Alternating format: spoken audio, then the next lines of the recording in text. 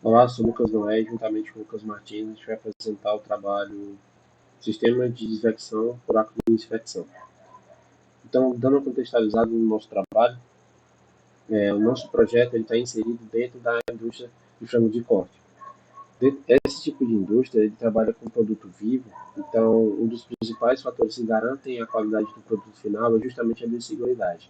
A biosseguridade ela especifica uma série de normas e regras para que os produtos que lá estão na indústria eles não sejam contaminados por algum agente infeccioso ou patológico. E uma dessas técnicas que se utilizam é justamente o ácido de desinfecção, como a gente pode ver na imagem. O sistema atual da indústria que a gente está trabalhando é como essa imagem esquerda aqui, que tem basicamente um comando, um caixa d'água e uma bomba que leva o líquido desinfectante até os espinhos. Então, basicamente isso está descrito aqui.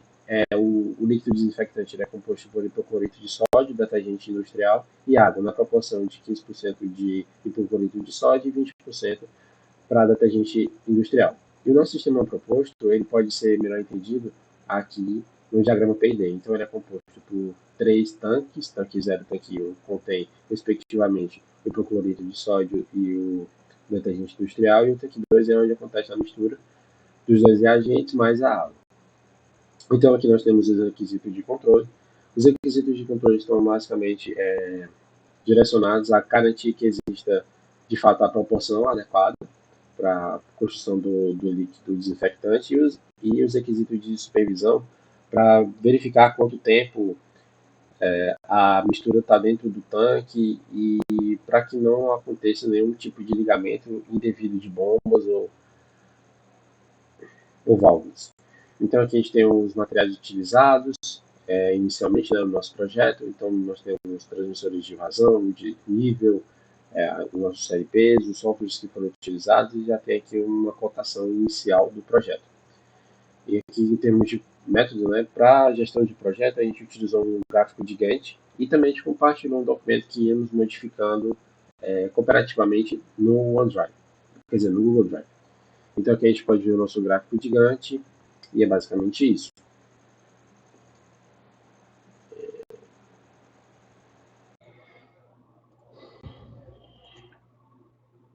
Nós vamos falar agora sobre o GraphSet nível 1, que vai apresentar as sequências da etapa de cada processo. Aqui nós temos uma representação de qual vai ser o GraphSet 1, nós temos aqui um total de 6 etapas. A primeira etapa é uma etapa onde você tem um início manual por parte do operador, ele pode ou iniciar o processo ou ele pode acionar o descarte, caso o requisito de supervisão de 2 dias de mistura guardada seja ultrapassado. Com o operador acionando o processo, nós temos a transição para a etapa 2, onde começa a dosagem do NaClO, que vai ser o primeiro reagente que vai ser adicionado à água.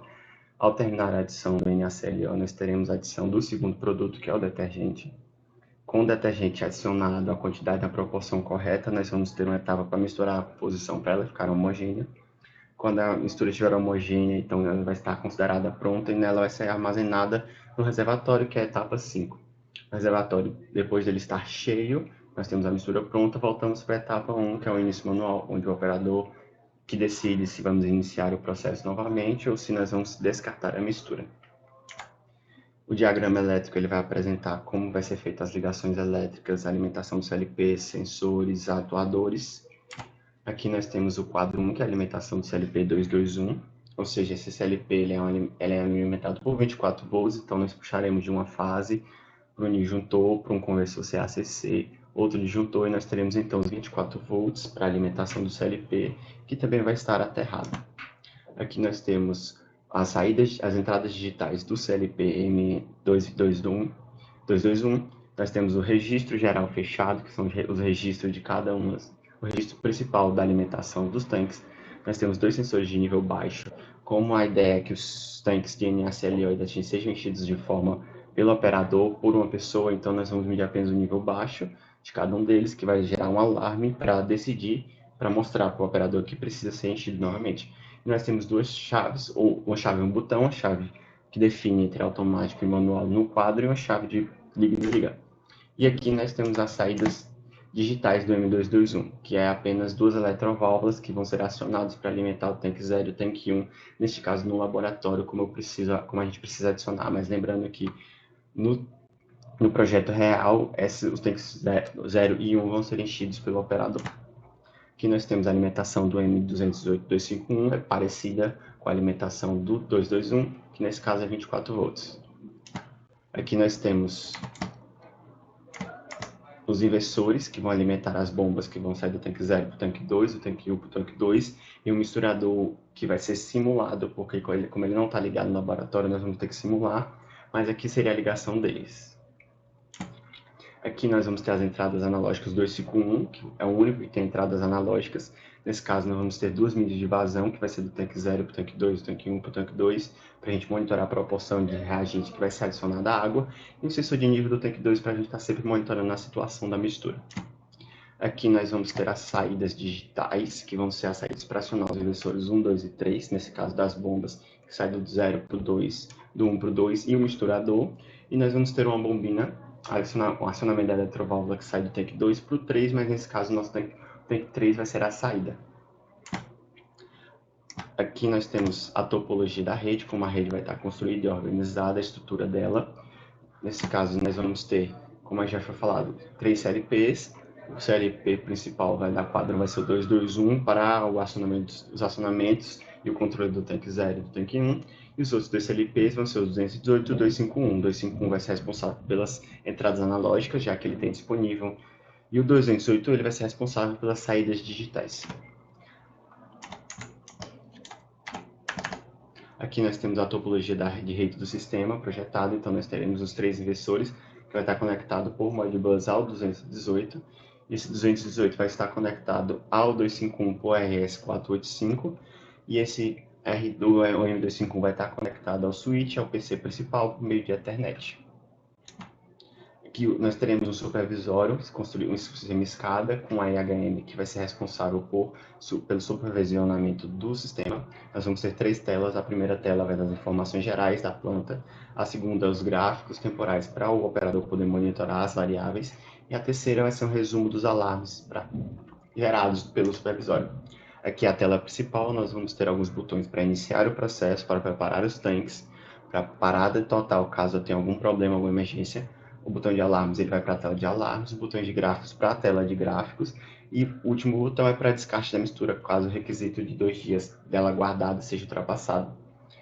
Você consegue monitorar aqui os níveis de cada um dos tanques, você consegue ter os alarmes, que são esses indicadores com uma setinha, para o de nível baixo para os tanques de NaCl deterrente e para nível baixo e alto para o tanque do produto.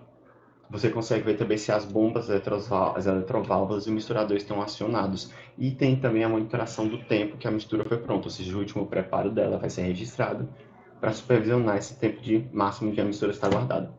Aqui nós temos os gráficos, que vão mostrar o tempo vão mostrar as variáveis ao longo do tempo, ou seja, volume de cada um dos tanques e também a vazão de cada uma das bombas. E aqui nós vamos ter os alarmes, os históricos dos alarmes e os alarmes que estão sendo gerados. Eles estão sendo gerados em tempo real. Vai ter uma atualização que vai mostrar cada um deles.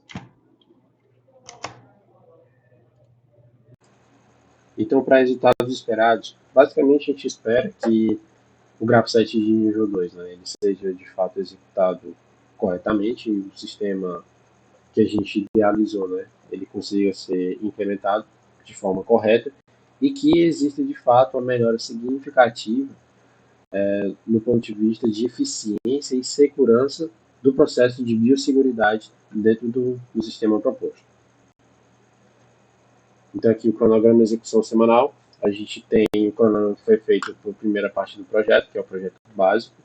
Então a gente seguiu mais ou menos esse cronograma aqui, né? Houve alguns percalços, né? Mas enfim. E aqui o que a gente espera para a segunda parte do trabalho. E é isso, o nosso trabalho. Eu agradeço a todos. Obrigado, hein?